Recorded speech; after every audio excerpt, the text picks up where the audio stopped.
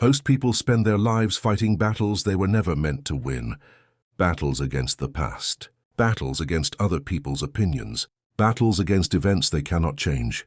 And quietly, without realizing it, they lose the only battle that truly matters, the one within their own mind. If you feel tired, overwhelmed, or constantly on edge, it is not because you are weak. It is because no one ever taught you where your power actually is. This video is not here to promise quick success, false confidence, or empty motivation. It is here to give you something far more valuable: clarity. The world is not going to slow down for you in 2026, but your mind can. Imagine this. Something goes wrong in your life. Not a small thing. Something that shakes your plans. A relationship ends. Money becomes uncertain. People misunderstand you. Your effort is ignored. The mind immediately rushes forward, backward, everywhere at once. Why did this happen? What if it gets worse? What will people think? Now pause here.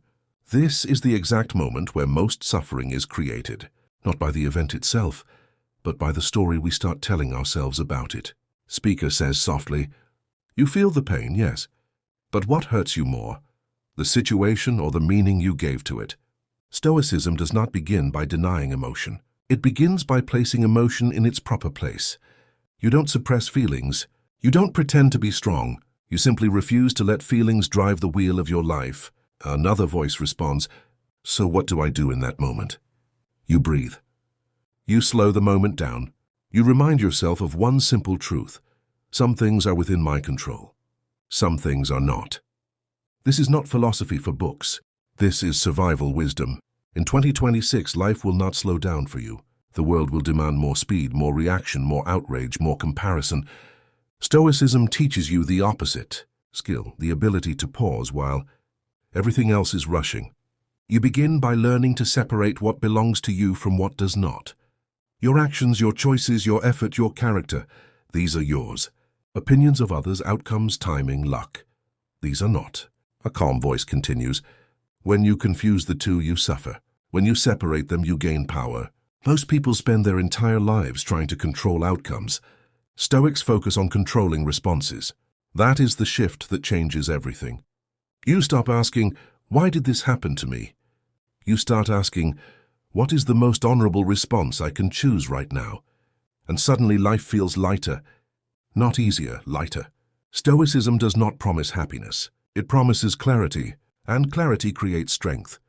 There will be days when motivation disappears. Stoicism prepares you for those days, not the good ones. When you wake up tired, uninspired, uncertain, the Stoic voice reminds you that discipline is more reliable than motivation. Another dialogue emerges. "But what if I fail again?" Then you fail with dignity. You fail without self-hatred. You fail without quitting yourself. Stoicism teaches that failure is not an identity. It is an event. You pass through it, you don't live inside it. You learn to treat your mind like a training ground. Every challenge becomes practice. Every irritation becomes an opportunity. Every insult becomes a test of self-control. Someone asks quietly, "Doesn't that make life cold?" No, it makes life honest. Stoicism does not remove joy. It removes dependence on fragile things for joy. You stop tying your peace to people behaving correctly, money flowing perfectly, or life unfolding according to plan. Instead, you build peace internally, slowly, patiently, daily. You begin to notice something powerful. The less you need the world to cooperate, the calmer you become. And the calmer you become, the better you perform. In conversations, you listen more and react less. In conflict, you choose silence over ego.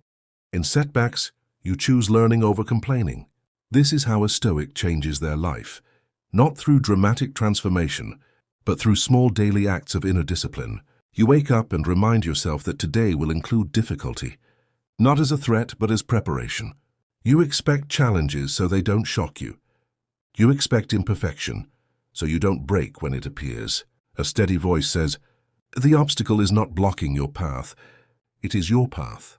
When anger rises, you delay your response. When fear whispers, you question it. When pride swells, you humble it.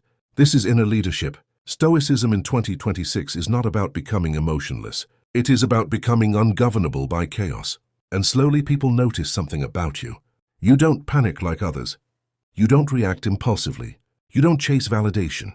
You move differently, not louder, deeper. This is where part 1 ends, not with answers but with grounding, with learning how to stand still inside the storm. Now the real work begins. Stoicism asks you to look directly at time, not tomorrow, not someday, but this moment, because this moment is the only place character can be built. A thoughtful voice asks, what if I don't become who I hope to be? Then become who you can be today.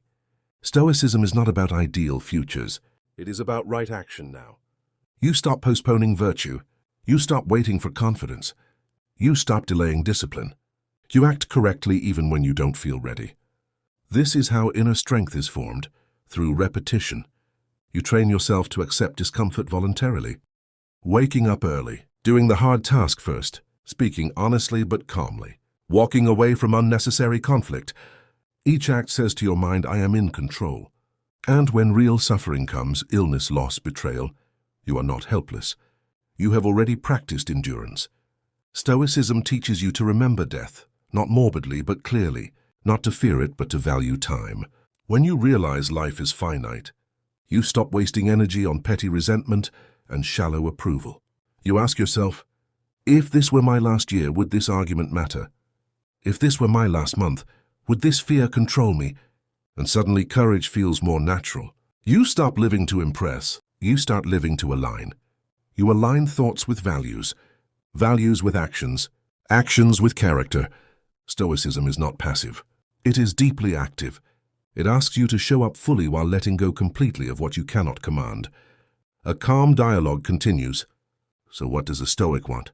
A Stoic wants to be worthy of trust, steady under pressure, fair in judgment, disciplined in action, and peaceful in spirit. Success becomes secondary. Integrity becomes primary. And paradoxically, this often leads to success, because the Stoic is not distracted by ego, fear, or comparison. In 2026, many will burn out chasing status, attention, and approval. The Stoic walks another path, a quieter one, a stronger one. You learn to sit with yourself without noise, without constant entertainment, without escape. This is where self-respect is born. You forgive others not because they deserve it, but because you deserve freedom. You stop rehearsing old wounds. You stop narrating yourself as a victim. You take responsibility for your inner state. Responsibility is not blame. It is power. The Stoic does not ask life to be easy. He asks himself to be resilient. And one day you realize something profound. The world still changes. People still disappoint. Plans still fail, but you remain standing. Calm, present, clear. That is real success. This is not a philosophy you learn once. It is a practice you return to daily. When you forget, you begin again. Without shame, without drama. Stoicism does not turn you into stone. It turns you into ground, stable enough for life to move upon, without shaking you apart.